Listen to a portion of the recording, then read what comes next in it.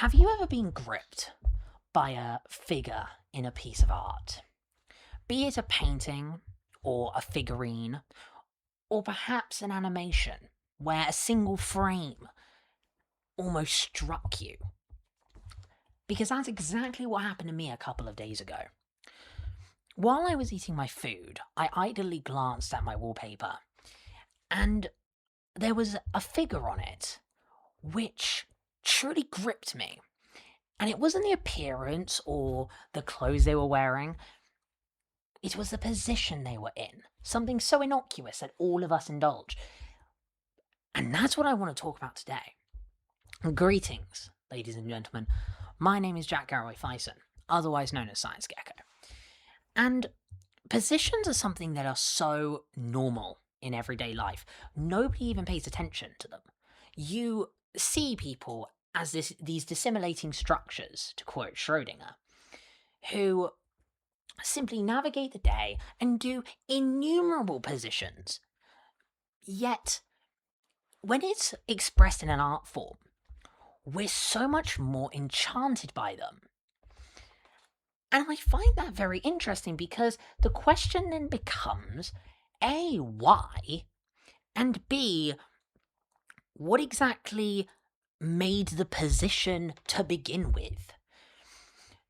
Because positions seem to just occur. They're one of those things that we do rather unconsciously. Some actors do them exceptionally well, while other people are rather closed off and tend to be less expressive and gesticulate. See, it appears to me that positions come from a lot more than just simple comfort, which is a typical answer everyone gives you. And there's quite a lot of literature on this, specifically in the psychoanalytical world.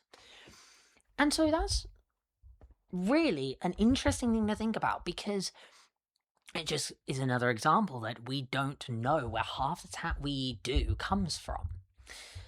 Let me explain a little bit.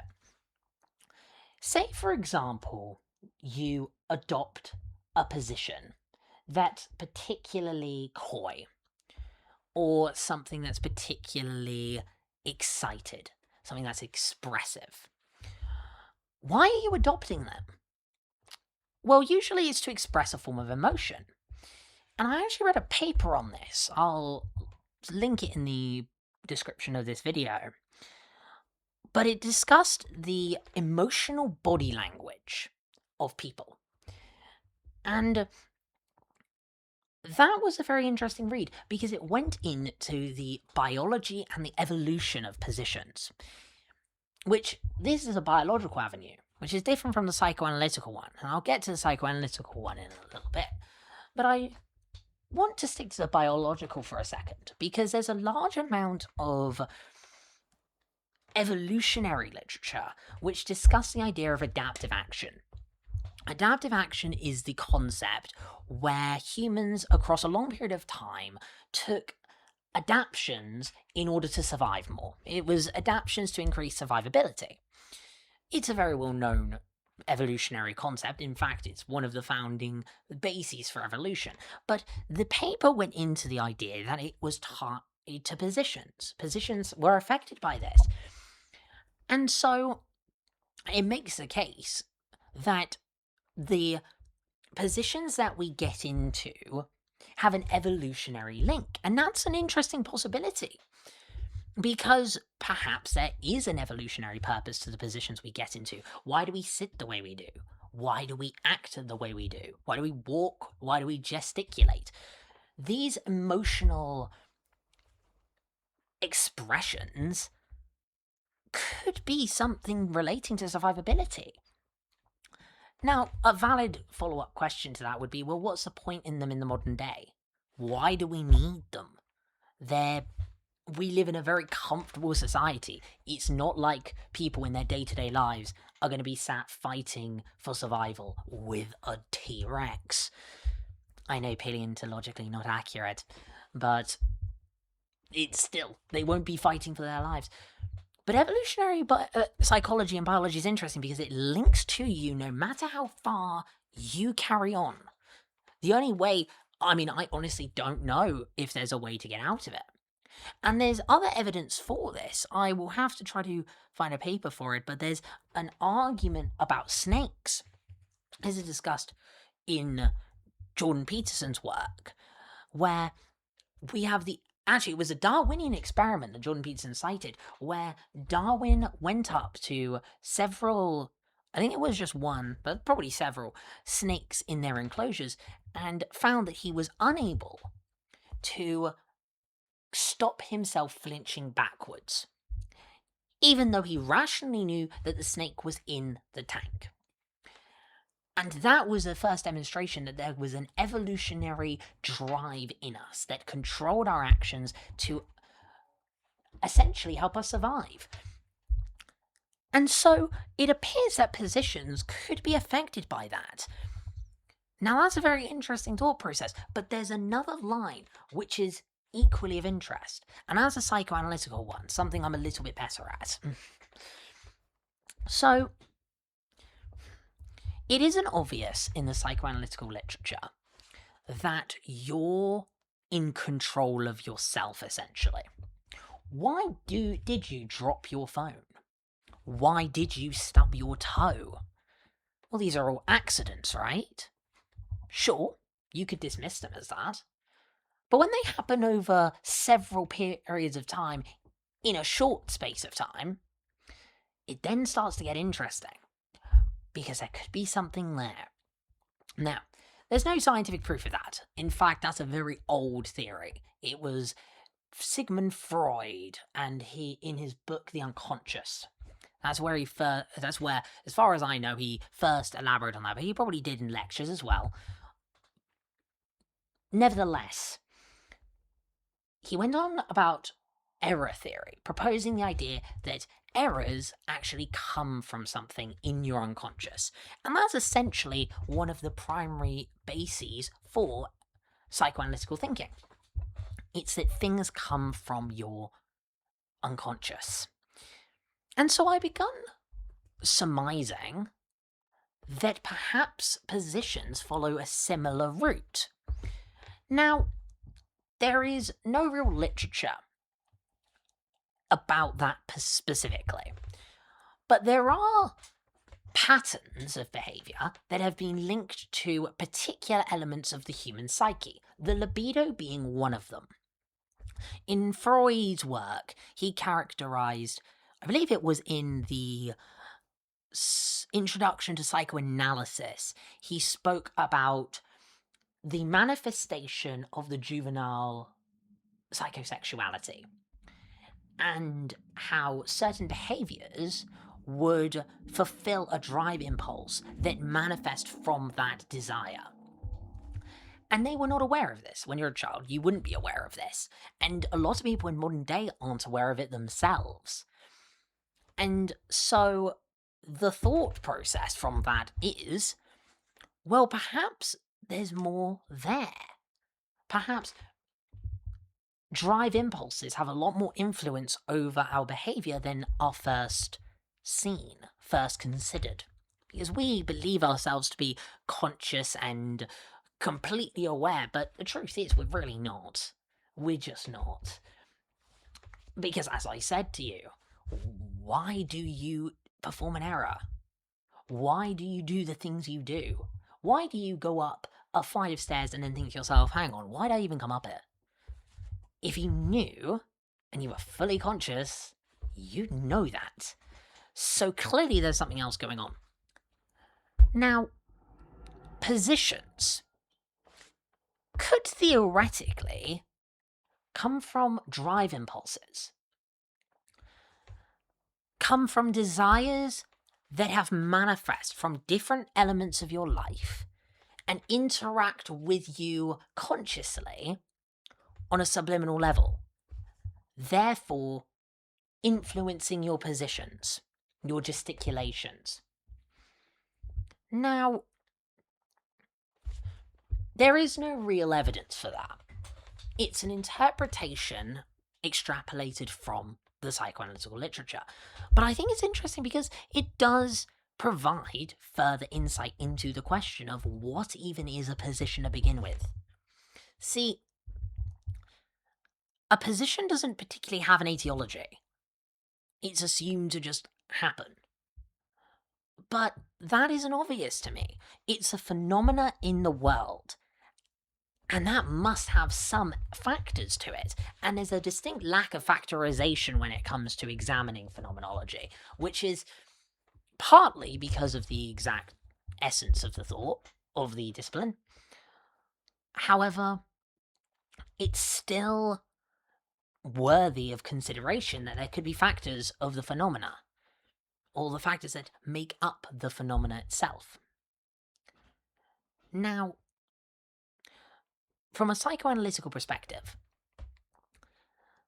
the positions that you adopt would therefore satisfy a particular drive impulse and a purpose for you to adopt them, which therefore makes something quite interesting, because within society, especially when you're outside of society, we tend to work in very structured, organized ways, because in order to be a productive member of society, you can't be here throwing your arms in the air like you just don't care while you're in a shop. You can, but you're going to be socially judged, because obviously to peers, the position that you take indicates quite evidently the state you're in, the emotion you're trying to convey.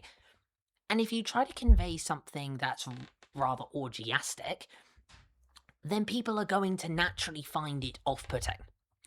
Therefore, a position coming from a drive impulse, yet having to be suppressed societally, well, that's something interesting to consider. If you adopt this line of thought. See, the biologists don't have this, because the biologists would probably... Well, honestly, I don't know how they'd get around it. But I think they would demonstrate that there's no real evidence for it. And you could extrapolate this out and make the case that, well, perhaps we need to then be more considerate of the people who have to let these feelings out. And to be fair, that's a thing that's happening. We, as a society, are adopting more tolerant modes of operation. We're being more considerate of those around us. And ultimately, whether or not that's a good thing is to be decided. The therapeutic society is a very large problem, which is not discussed in this video, because positions are the primary focus. But it's something of interest to surmise that society might have something slightly problematic. It might be influencing us in an interesting way on a subliminal level. But then again, I like society, so I don't know if I'd stick by that. Another avenue of position is what I opened this video up with, the artistic. Now, the artistic formulation and articulation of a figure is a very interesting phenomena, because there's no science behind art. There is, but there's no science behind the phenomenology of art. The experience of art, how people perceive art. You have statistics, but they're dubious, because you can't characterize an emotion. So, how a position affects somebody from an artistic point of view is a very interesting thing to consider. Because why do positions affect us? Could it be that by observing another position, you satisfy a different impulse? I don't know. Could it be that there is a visual stimulation to it? Well, there's some neurobiological evidence for that. However, that's extrapolated off of other research. I don't actually know entirely if there's been complete research into how emotional body languages affect us. I know that there's literature discussing how emotional body language does emotionally influence and how we perceive it, but the phenomena of the position still appears to be rather unconsidered.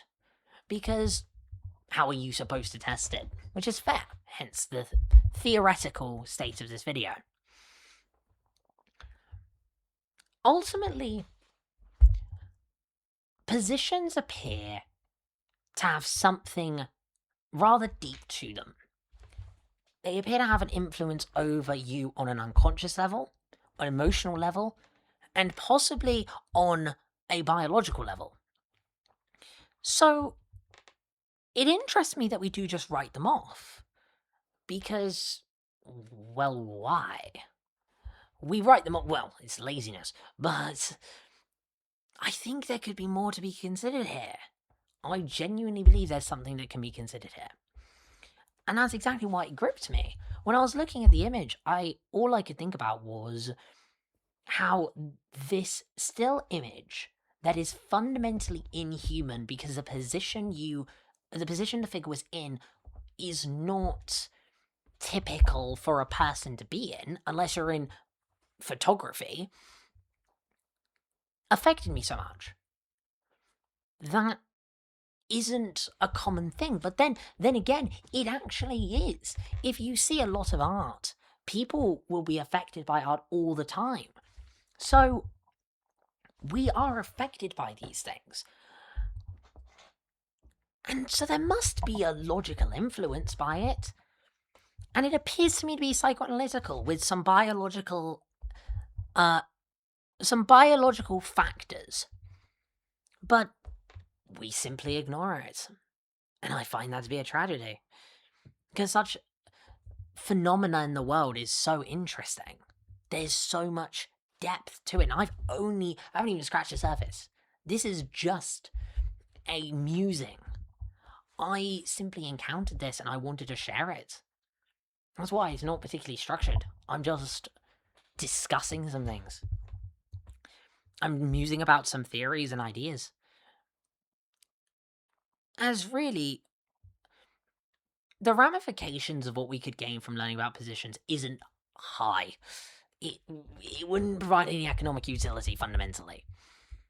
But it's just something to consider. Perhaps when you see a figure again, or see a position that affects you, you can ponder it.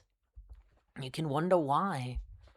And maybe it affects you emotionally because you are particularly susceptible to that position. It reminds you of something. Or perhaps there's a fulfillment of a drive impulse that you should consider further. Because, well, in the psychoanalytical literature, usually it's good to listen to those. It's good to consider the drives that you have in attempting to satiate them, as they don't tend to leave. That's the psychoanalysis 101. It'll just come back as a different thing. So, in conclusion, positions have some meaning, and I believe there's something to them.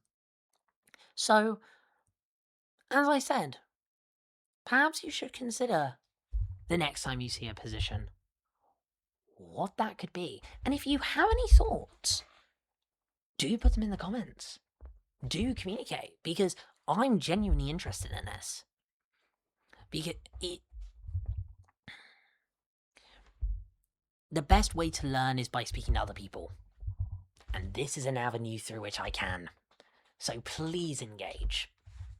Alright. I will bid you adieu.